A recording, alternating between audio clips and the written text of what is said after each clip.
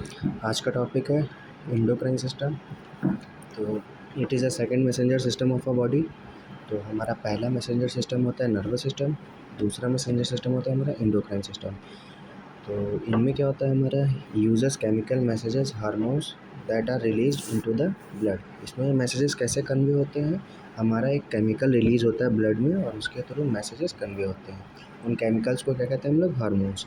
तो hormones control several major processes जैसे कि reproduction, growth and development, mobilization of body and defence, maintenance of much homeostasis and regulation of metabolism. तो hormones हमारे क्या क्या control करेंगे, हमारी रिप्रोडक्शन, हमारा ग्रोथ, डेवलपमेंट, हमारी बॉडी की मोबिलाइजेशन, हमारी बॉडी का डिफेंस मैकेनिज़्म, जितने भी हमारी बॉडी में होम्योस्टेसिस के प्रोसेसेस होते हैं। होम्योस्टेसिस एक ऐसी प्रोसेस होती है जो हमारी बॉडी के इंटरनल चेंजेस को रेगुलेट करती है। फिर लास्ट क्या हमारे रेगुलेशन ऑफ मेटाबॉलिज्म, हमारी बॉडी का मेटाबॉलिज्म कैसा है वो सब कौन रेगुलेट करता है, हमारे हार्मोन्स। फिर आ जाते हैं हार्मोन्स की केमिस्ट्री पे, कैसे कैसे हार्मोन्स होते हैं। पहला क्या है, एमिनो एसिड बेस हार्मोन्स। उसमें क्या आते हैं हमारे प्रोटीन्स हार्मोन्स, पेप्टाइड्स हार्मोन्स और अमाइंस हार्मोन्स। ये तीन टाइप के हमारे अमाइनो एसिड बेस हार्मोन्स होते हैं। फिर दूसरे नंबर पे आते हैं हमारे स्टेरॉयड हार्मोन्स, जो किससे मिलकर के बने होते हैं, कोलेस्ट्रॉल से मिलकर के बने होते हैं। फिर आते हैं हमारे प्रोस्टाग्लैंडिन्स। प्रोस्टाग्लैंडिन्स ये हाईली एक्टिव लिपिड्स होते हैं। जो हमारा फैट ब्रेक डाउन होता है लिपिड में, ये उससे बनते हैं क्या, प्रोस्टाग्लैंडिन्स हार्मोन्स। फिर ये हमारी मेजर साइट्स हैं हमारे एंडोक्राइन सिस्टम के ग्लैंड्स की, जिसमें हमारा हाइपोथैलेमस, पिट्यूटरी, पीनियल, थायराइड और ये several types of glands present होते हैं। ठीक है। फिर पहला आता है हमारा पिट्यूटरी ग्लैंड। ये size of a grape. Pituitary gland का साइज़ कहता है एक ग्रेप के साइज़ का। Hangs by stalk from the hypothalamus. जो हमारा हाइपोथैलेमस है उससे ये हैंग मतलब लटकता रहता है, और किससे जुड़ा होता है, एक स्टॉक से। ठीक है। और ये protected by the sphenoid bone. जो हमारा पिट्यूटरी ग्लैंड है वो किससे कवर अप रहता है, स्फेनॉइड बोन से।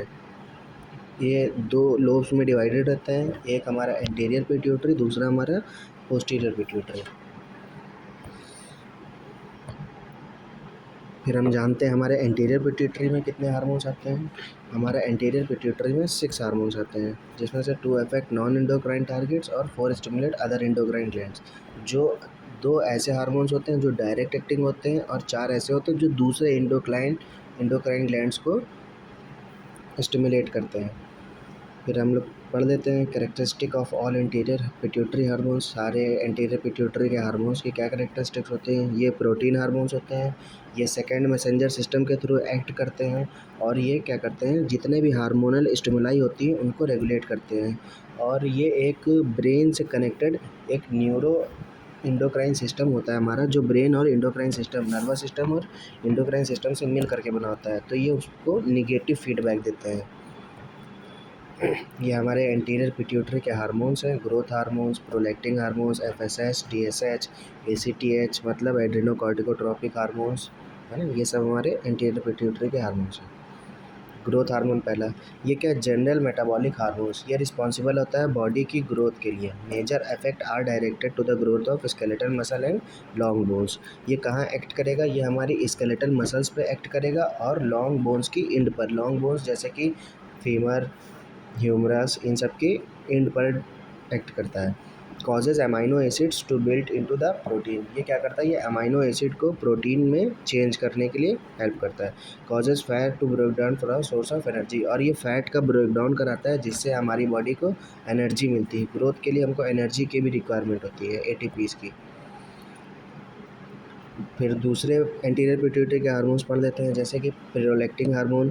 ये करता है stimulate and maintains milk production following child birth. तो बच्चे के पैदा होने के बाद जो फीमेल्स में मिल्क प्रोडक्शन होता है, ये इसको स्टिमुलेट करेगा। और प्रोलैक्टिन का मेल में कोई फंक्शन नहीं होता। फिर आते हैं हम लोग एड्रेनोकॉर्टिक हार्मोन्स। एड्रेनोकॉर्टिकोट्रोपिक हार्मोन्स ये रेगुलेट करता है एड्रेनल कॉर्टेक्स को। जो एड्रेनल ग्लैंड से सिक्रीट होने वाले हार्मोन्स है, ये इनको रेगुलेट करेगा। फिर आता है हमारा थायराइड स्टिमुलेटिंग हार्मोन। ये स्टिमुलेट करता है थायराइड ग्लैंड को, जो उसके सेपरेट हार्मोन्स होते हैं वो रिलीज़ करने के लिए। फिर आते हैं हमारे गोनेडोट्रोपिक हार्मोन्स। ये रेगुलेट करते हैं हमारे गोनैड्स को, जैसे कि टेस्टिस और ओवरीज, जो भी उनसे निकलने वाले हार्मोन्स होते हैं। इसमें हमारे आते हैं FSH, फॉलिकल स्टिमुलेटिंग हार्मोन्स, जो स्टिमुलेट करते हैं ग्राफियन फॉलिकल के मैच्योरेशन के लिए। फिर यही हमारा क्या करता है, स्टिमुलेट करता है स्पर्म डेवलपमेंट्स को, कहाँ, टेस्टिस में। फिर दूसरा क्या आता है हमारे LH, ये ओव्यूलेशन को ट्रिगर करता है। जब हमारे मेंस्ट्रुअल साइकिल के टाइम पर LH सर्ज होता है, उसी टाइम हमारा ओव्यूलेशन होता है। ये क्या करता है, ये रप्चर फॉलिकल, जिस फॉलिकल से ओवा रिलीज़ हो जाता है, फिर जो बचा हुआ फॉलिकल होता है उसको कॉर्पस ल्यूटम में कन्वर्ट करने के लिए रिस्पॉन्सिबल होता है। ये स्टिमुलेट करता है टेस्टोस्टेरोन हार्मोन्स को इन मेल्स में, ठीक है। और फिर आ जाते हैं हमारे ऑक्सीटोसिन। ये हमारे ये कहाँ काम करते हैं, स्मूथ मसल्स पे काम करते हैं, ये उसके कॉन्ट्रैक्शन करवाते हैं। ऑक्सीटोसिन मोस्ट रिस्पॉन्सिबल होता है at the time of parturition. फिर ऑक्सीटोसिन ही रिस्पॉन्सिबल होता है मिल्क इजेक्शन के लिए भी। और फिर आता है हमारा एंटी डायूरेटिक हार्मोन्स। ये एंटी डायूरेटिक होता है, जिसकी वजह से यूरिन का आउटपुट कम हो जाता है, और ये इनहिबिट करता है यूरिन प्रोडक्शन के लिए। ये लार्ज अमाउंट में अगर इसको यूज़ करते हैं तो ये वैसो कंस्ट्रिक्शन करवाता है, जिसकी वजह से क्या होता है, हमारा BP बढ़ जाएगा। ये हाइपोटेंशन के लिए भी यूज़ होता है। फिर आ जाता है हमारे पोस्टीरियर पिट्यूटरी के हार्मोन्स। पोस्टीरियर पिट्यूटरी के हार्मोन्स हमारे ADH है और ऑक्सीटोसिन, यही हमारे पोस्टीरियर पिट्यूटरी के हार्मोन्स हैं।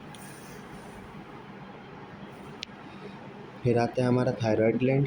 ये हमारे थ्रोट के बेस पे पाया जाता है। इसके 2 लोब्स होते हैं और दूसरे दोनों लोब्स एक दूसरे से कनेक्टेड होते हैं by the isthmus.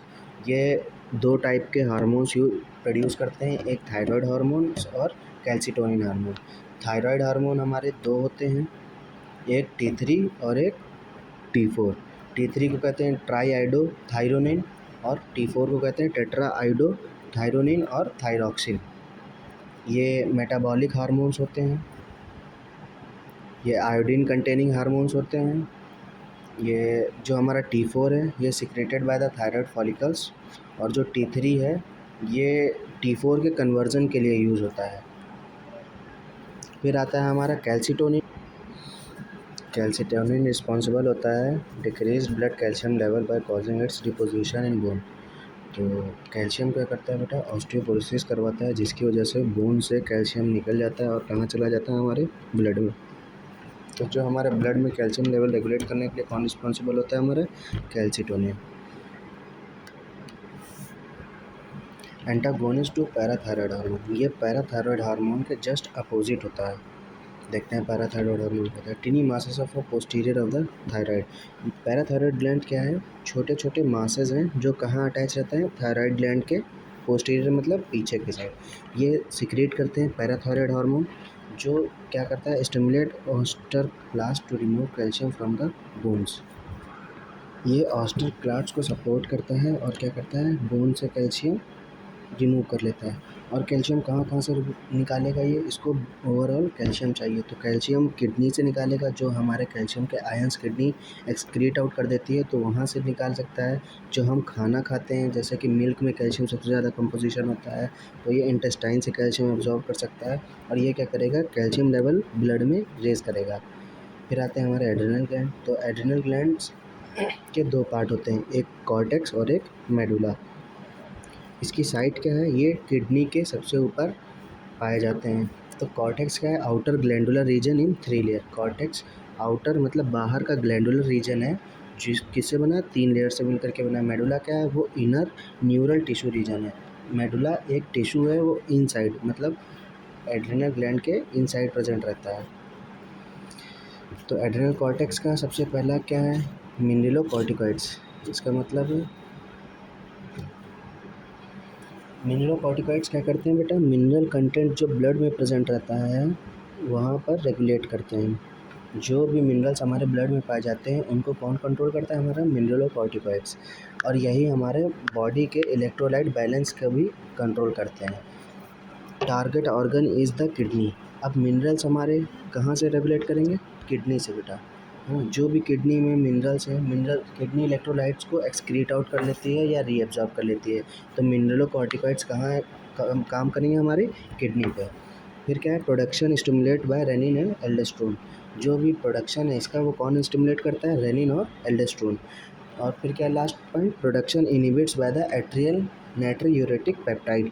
Atrial नाइट्रोयूरेटिक peptide एक हमारा निगेटिव इम्पैक्ट है जो निगेटिव मेटाबॉलिज्म रेगुलेट करता है और क्या कहता है हमारे एड्रिनल कॉर्टेक्स को कि अब आप मिनरलोकॉर्टिकॉइड्स रिलीज मत करिए। ग्लूकोकॉर्टिकॉइड्स ये एड्रिनल कॉर्टिकॉइड्स का दूसरा पार्ट है। ये क्या करता है, इसमें आता है हमारे कॉर्टिसोन और कॉर्टिसोल।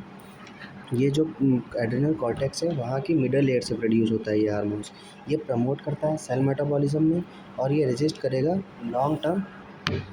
ये प्रमोट करता है हमारे नॉर्मल सेल मेटाबॉलिज्म को और हेल्प करेगा रेसिस्ट लॉन्ग टर्म स्ट्रेसर्स। जो लॉन्ग टर्म स्ट्रेस लेते हैं उन पीपल को रेजिस्ट करता है stress. Released in response to increase blood level of ACTH। ये तब रिलीज़ होते हैं जब हमारी ब्लड में ACTH का लेवल ज़्यादा होता है। फिर एड्रिनल मेडुला से रिलीज़ होते हैं दो हार्मोन्स जिन्हें हम कहते हैं कैटेकोलामीन, जिनका नाम है एपिनेफ्रिन और नॉन एपिनेफ्रिन। इसी को हम लोग कहते हैं एड्रिनलिन और नॉर एड्रिनलिन। ये हार्मोन्स प्रिपेयर करते हैं बॉडी को डील करने के लिए जो शॉर्ट टर्म स्ट्रेस होते हैं। जैसे कि इमरजेंसी में किसी को कोई मतलब फ्लाइट, इन्हीं हार्मोन्स को कहते हैं फ्लाइट और फाइट हार्मोन्स। फिर क्या आता है हमारे पैनक्रियाट के आइलेट्स, पैनक्रियाटिक आइलेट्स जो हमारे पैनक्रियाज की बीटा सेल्स हैं जिन्हें आइलेट्स ऑफ लैंगरहैंस से रिलीज़ होता है उसे कहते हैं इंसुलिन और ग्लूकागोन।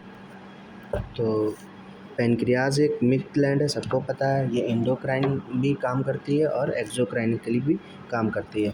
ये आइलेट्स ऑफ पैनक्रियाज प्रोड्यूस दो हार्मोन्स प्रोड्यूस करते हैं जिसका नाम है पहला इंसुलिन।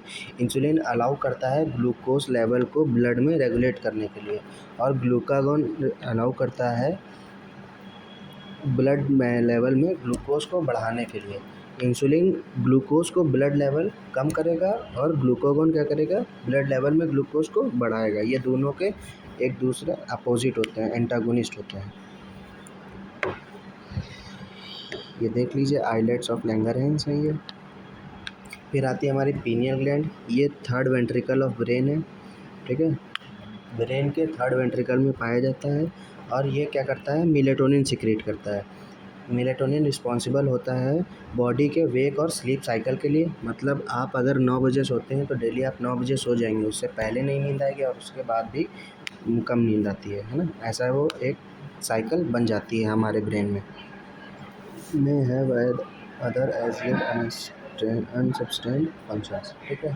और इसके पास अदर अनसब्सटेंस फंक्शन जैसे कि ये फीमेल्स में मेंस्ट्रुअल साइकिल के रेगुलेशन के लिए भी रिस्पॉन्सिबल होता है। मतलब जो भी चीज़ें पीरियोडिकली हैपन होती हैं वो सब इसी से स्टिमुलेट होती हैं। फिर आता है हमारा thymus gland located posterior to the sternum. ये स्टर्नम के पीछे के साइड प्रेजेंट होता है और ये इन्फेंट और चिल्ड्रन में बड़ा होता है इन कंपैरिजन टू एडल्ट्स, ठीक है। ये थाइमोसिन नाम का हार्मोन रिलीज़ करता है जो रिस्पॉन्सिबल होता है वाइट ब्लड सेल्स के मैच्योरेशन के लिए और ये इम्पॉर्टेंट होता है हमारी बॉडी के इम्यून सिस्टम के डेवलपमेंट के लिए। फिर आता है हमारे ओवरी, गोनैड्स, है ना। ओवरी हमारी रिलीज़ करती है सबसे पहले एस्ट्रोजन। ये भी हमारा, फिर ये एस्ट्रोजन रिस्पॉन्सिबल होते हैं ग्राफियन फॉलिकल्स और प्लेसेंटा के लिए। फिर स्टिमुलेट करता है सेकेंडरी फीमेल कैरेक्टरिस्टिक्स के डेवलपमेंट के लिए और ये हमारे जो फीमेल रिप्रोडक्टिव ऑर्गन है उनकी मैच्योरेशन के लिए भी रिस्पॉन्सिबल होता है।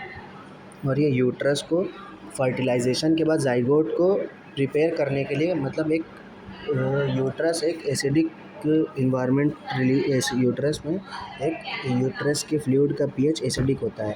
तो जाइगोट आएगा, जब फर्टिलाइज हो जाएगा हमारा स्पर्म और ओवा तो जाइगोट का फॉर्मेशन होता है। फिर उसके रहने के लिए एक प्रिपेयर करता है इन्वायरमेंट, वो भी यही हार्मोन रिस्पॉन्सिबल होता है उसके लिए। ये प्रेगनेंसी मेंटेन करने के लिए भी रिस्पॉन्सिबल होता है और ये ब्रेस्ट को प्रिपेयर करता है मिल्क इजैकुलेशन के लिए। फिर आता है हमारा प्रोजेस्टेरॉन। ये कॉर्पस ल्यूटम से प्रोड्यूस होता है। ये एस्ट्रोजन के साथ मेंस्ट्रुअल साइकिल करवाने के लिए भी रिस्पॉन्सिबल होगा और ये रिस्पॉन्सिबल होता है एम्ब्रियो के इम्प्लांटेशन के लिए और इम्प्लांटेशन का होता है यूट्रस में। फिर आते हैं हमारे टेस्टिस। जो हमारे टेस्टिस में इंटरस्टिशियल स्पेस होती है वहाँ पर प्रेजेंट रहती है सेल्स, इंटरस्टिशियल सेल्स, और ये हार्मोन प्रोड्यूस करता है एंड्रोजन्स को। और टेस्टोस्टेरोन है वो मोस्ट इम्पॉर्टेंट एंड्रोजन है जो रिस्पॉन्सिबल होता है मेल के सेकेंडरी सेक्स कैरेक्टरिस्टिक को एडल्ट मतलब शो करने के लिए, प्रमोट करता है मेल रिप्रोडक्टिव सिस्टम के ग्रोथ और मैच्योरेशन के लिए, और ये स्पर्म सेल प्रोडक्शन के लिए भी मोस्ट इम्पॉर्टेंट होता है। ये हमारे एंडोक्राइन सिस्टम के देख लीजिए एक बार रिव्यू है। कुछ ग्रोथ हार्मोन के इफ़ेक्ट भी होते हैं, जैसे कि ग्रोथ हार्मोन अगर एक सर्टेन एज के बाद भी सिक्रीट होता रहेगा तो अगर एक्सेस होगा तो जाइजेंटिज्म होगा, और अगर लैक होगा तो उसे कहते हैं पिट्यूटरी डॉर्फिज्म। फिर आ जाते हैं हम लोग थायराइड में आता है हमारा क्रिटिनिज्म। ये एक थायराइड लेवल एबनॉर्मली जब सिक्रीट होने लगते हैं उसकी वजह से क्या होता है हमारा दो टर्म होता है, अगर कम होते हैं तो हाइपोथायरॉयडिज्म होता है, और अगर ज़्यादा होते हैं तो हाइपरथायरॉयडिज्म होता है। अगर हमारा हाइपोथायरॉयडिज्म है तो उसको कहते हैं हम लोग मिक्स एडिमा, और अगर हमारा हाइपरथायरॉयडिज्म है तो उसको कहते हैं ग्रेव्स डिसीज़। ग्रेव्स डिसीज़ में क्या होता है हमारा एक्ज़ॉप्थाल्मिक गॉइटर, जिसकी जैसे लगता है कि हमारी आँखें बल्ज आउट होने लग रही हैं, है ना, हमारा गॉइटर जो है वो एडिमा मतलब स्वेल हो जाता है। ये सब चीज़ें हमारे थायराइड से रिलेटेड होती हैं। फिर आती है हमारी एक्रोमेगेली। एक्रोमेगेली क्या है बेटा, हमारी पूरी बॉडी ग्रोथ ना करने के बजाय हमारी बॉडी के कुछ पार्ट ग्रोथ कर रहे हैं, जैसे कि हमारा फेस, हमारे फीट्स, हमारे हैंड। अगर पूरी बॉडी के रिस्पेक्ट में सिर्फ एक बॉडी का पार्ट कोई ज़्यादा ग्रो कर रहा है तो उसे कहते हैं हम लोग एक्रोमेगेली। फिर ये आती है हमारी एडिसन्स डिसीज़। ये होता है हमारा एड्रेनोकॉर्टिकोट्रॉपिक हार्मोन्स की वजह से, जब हमारा हाइपर सिक्रीशन होता है, या मान लीजिए वो रिस्पॉन्सिबल होता है मिनरल्स के स्टिमुलेशन में जो हमारे ब्लड में प्रेजेंट है ना।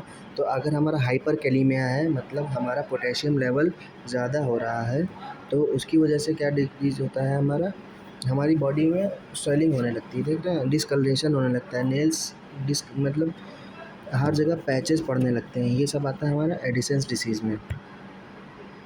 कुशिंग सिंड्रोम क्या है हमारा hyper secretion of adrenal cortex hormones cortisol. अगर हमारा कॉर्टिसोल ज़्यादा सिक्रीट होगा तो हमें कौन सा सिंड्रोम है, कुशिंग डिसीज, जिसकी वजह से क्या होता है डायबिटीज़ मेलाइटस नाम की एक बीमारी हो जाती है जिसे हम लोग कहते हैं शुगर।